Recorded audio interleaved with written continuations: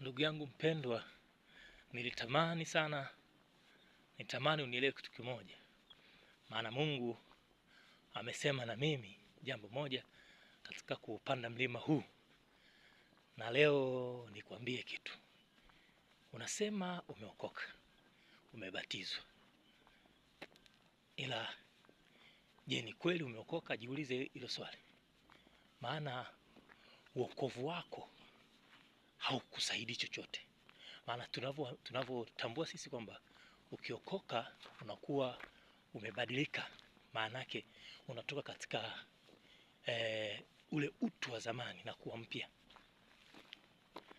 Sasa kama wewe hujabadilika, hujawa mpya, hujaacha ya zamani, wewe bado hujaokoka. Acha kutuigizia, wewe okoka.